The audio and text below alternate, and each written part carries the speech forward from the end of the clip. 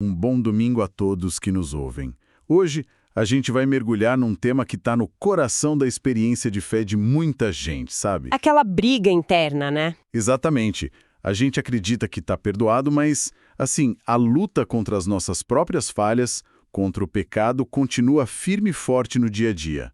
Isso gera uma tensão enorme. Pois é. E é exatamente essa tensão que a gente vai explorar hoje, olhando para um sermão clássico de John Wesley chamado Os Primeiros Frutos do Espírito. Exatamente. O ponto de partida dele é uma das passagens mais poderosas e talvez mais mal compreendidas da Bíblia. Romanos 8, versículo 1. Portanto, agora nenhuma condenação há para os que estão em Cristo Jesus. Essa mesma. A pergunta que Wesley se faz e que nós vamos investigar é: o que significa de verdade estar em Cristo?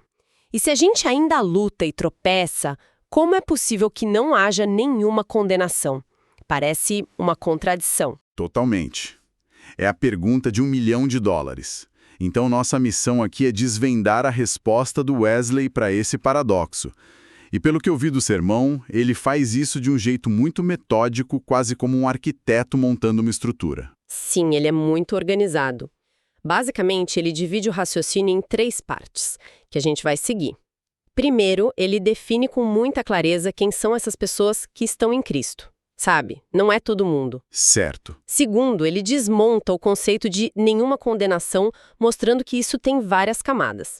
E, por fim, ele nos dá um guia prático, e agora? O que eu faço com isso? Perfeito.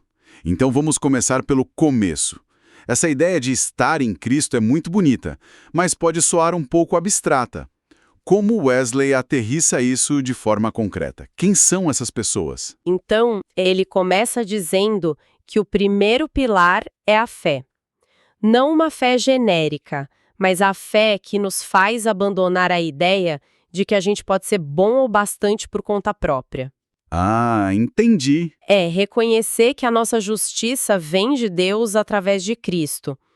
Ele usa metáforas muito fortes para descrever isso. É como ser enxertado em Cristo, da mesma forma que um galho é enxertado numa videira. Gosto dessa imagem. O galho não tem vida própria, né? Ele depende totalmente da videira. O galho não se esforça para dar fruto.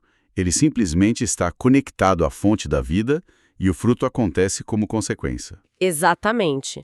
A outra imagem que ele usa é a do corpo. Estamos unidos a ele como os membros estão unidos à cabeça. A cabeça comanda, os membros obedecem. Essa união total tem uma consequência imediata e muito prática, segundo Wesley. E qual seria? Ele diz que quem habita nele não peca. E é aqui que a coisa começa a ficar interessante. Espera aí, essa afirmação soa muito radical. Não peca. Isso parece contradizer toda a experiência humana, inclusive a própria premissa da nossa conversa sobre a luta contínua. Sim. O que Wesley realmente quer dizer com isso? Ele está falando de uma perfeição absoluta? De não cometer mais erro nenhum? Ótima pergunta. É o ponto onde muitos travam. Mas Wesley esclarece que não pecar, nesse contexto, significa não andar segundo a carne. A carne? Isso. E carne aqui não é o corpo físico. É a nossa natureza corrompida, o nosso eu egoísta e rebelde. É parar de deixar essa natureza ditar as regras da sua vida. Entendi. Ele até lista as obras da carne que Paulo menciona em Gálatas para deixar bem claro do que ele está falando. Imoralidade, impureza, ódio, discórdia, ciúmes, ataques de ira, inveja. A lista é longa e bem conhecida, né? Sim, sim. Então não é que a pessoa se torna um anjo impecável, mas ela para de viver uma vida caracterizada por essas coisas. A direção da vida dela muda. Exato. Mas Wesley vai além. Ele fala em crucificar a carne. Essa palavra crucificar soa tão definitiva, como se fosse um interruptor que a gente desliga e pronto, acabou o problema. E essa é a nuance fundamental que ele apresenta. Crucificar a carne para Wesley não é um evento mágico que elimina os desejos ruins. Ele é extremamente realista. Certo. Ele diz que o crente ainda sente a raiz da amargura dentro de si. O orgulho, a inveja, a raiva, as sementes ainda estão lá. A diferença crucial é que, por estar em Cristo, a pessoa recebe um poder que não é dela, um poder do alto, para pisoteá-los. Pisoteá-los. Impedir que essas sementes virem árvores e dominem a paisagem da sua vida. A luta é real, mas a vitória se torna possível. Certo. Então, de um lado, temos essa caminhada na carne, que é suprimida, e do outro, a alternativa, que é a caminhada no espírito. Como o sermão descreve essa caminhada? É algo que acontece só dentro da cabeça da pessoa? De jeito nenhum. É totalmente prática e visível. Wesley diz que o espírito atua em tudo. Primeiro no coração, nos nossos desejos mais profundos. A pessoa passa a ter fome e sede de coisas santas, a amar a Deus e ao próximo de verdade. Segundo, nas palavras, a comunicação muda, se torna algo que edifica, temperada com sal, como diz a Bíblia. E terceiro, nas ações. A pessoa começa a fazer tudo para a glória de Deus, buscando seguir o exemplo de Cristo no dia a dia. E o resultado disso não é uma lista de regras cumpridas, mas uma pessoa que você genuinamente quer ter por perto. É o que a Bíblia chama de fruto do Espírito. Amor, alegria, paz, paciência. Amabilidade, bondade, fidelidade, mansidão, domínio próprio. O caráter da pessoa é transformado. Exato. Essa é a fotografia da pessoa para quem não há condenação. Não é alguém perfeito, mas alguém cuja vida está sendo ativamente guiada pelo Espírito de Deus e não mais pela sua natureza egoísta. Ok, a fotografia ficou clara. A luta continua, mas a direção da vida mudou. Só que isso me leva de volta à pergunta central. Sim. Se a luta é real, se a raiz da amargura ainda está lá, como Wesley pode ser tão categórico ao dizer nenhuma condenação? É aqui que a coisa aperta para mim e para muitos, eu acho. Essa é a virada de chave do sermão. A resposta de Wesley é, multifacetada. Ele desmonta a condenação em várias partes. O primeiro aspecto é em relação aos pecados passados. O que já foi. Isso. Para quem está em Cristo, Deus simplesmente não se lembra mais deles. Wesley usa uma imagem poderosa. São lançados como uma pedra nas profundezas do mar. A fé no sacrifício de Cristo apaga a lousa completamente. Isso é libertador do ponto de vista de Deus. Mas e a nossa própria cabeça? Como Wesley lida com a culpa que a gente sente aqui dentro, no peito, mesmo sabendo que foi perdoado?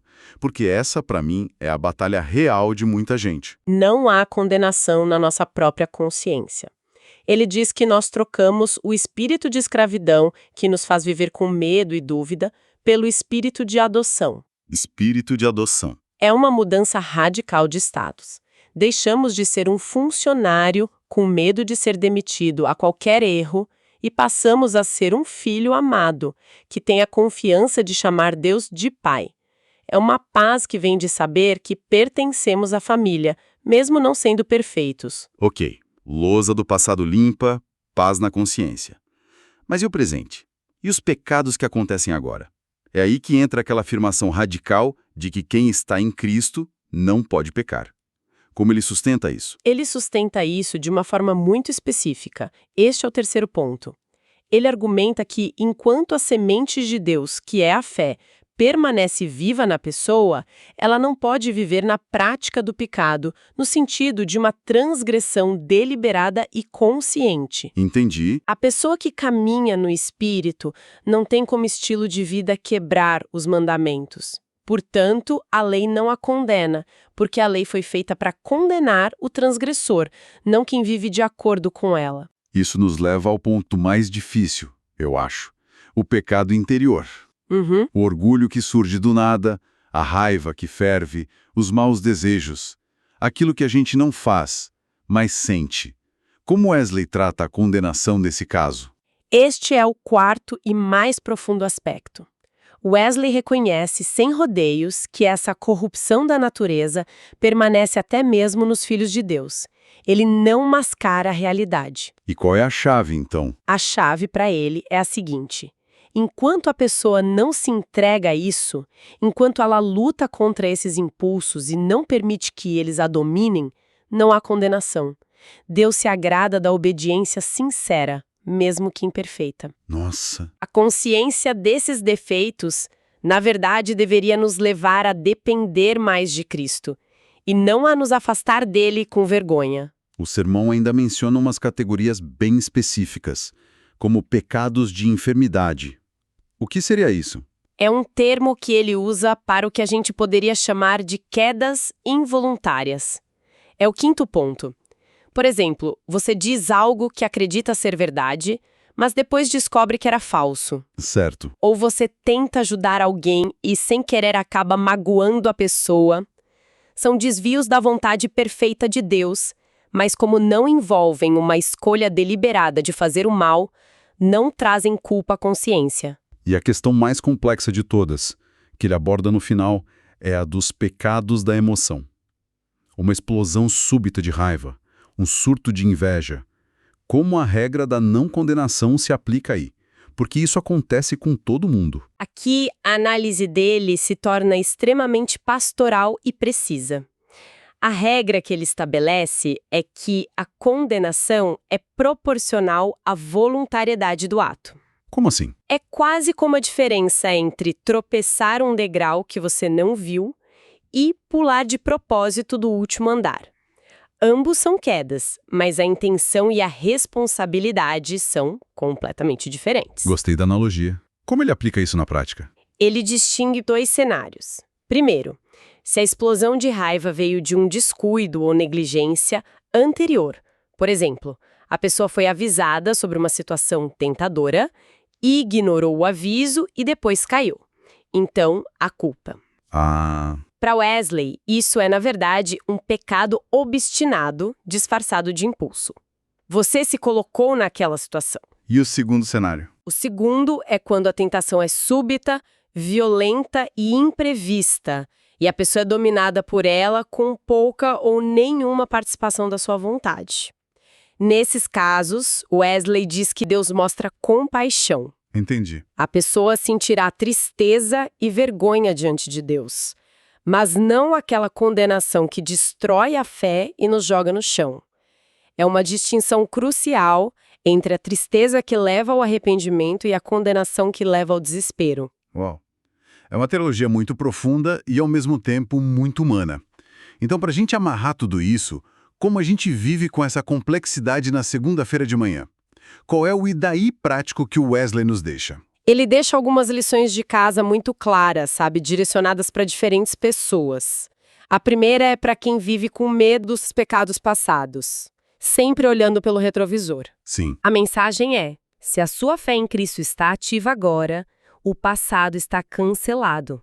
Deixe o medo de lado e viva na liberdade que foi conquistada para você. Mas ele também tem um recado bem duro para outro grupo, certo?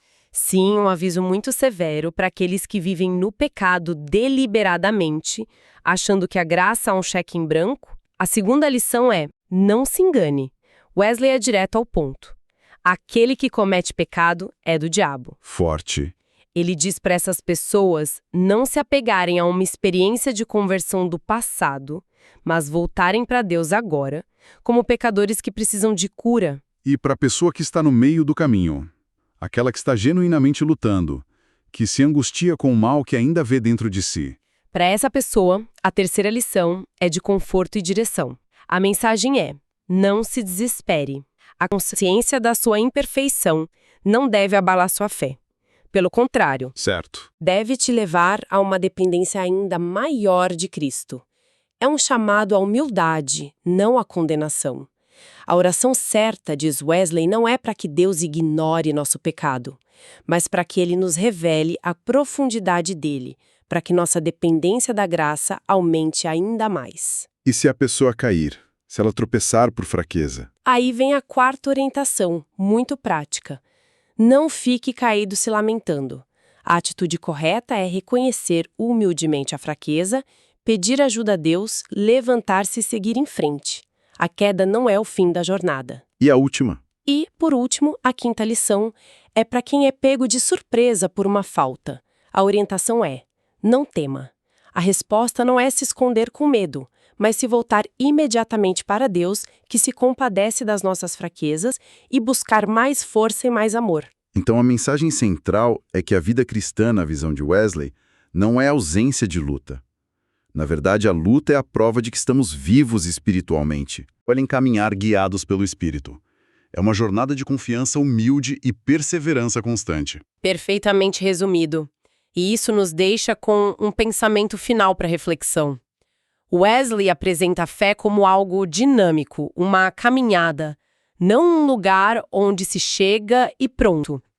O texto levanta uma questão para reflexão pessoal. Qual?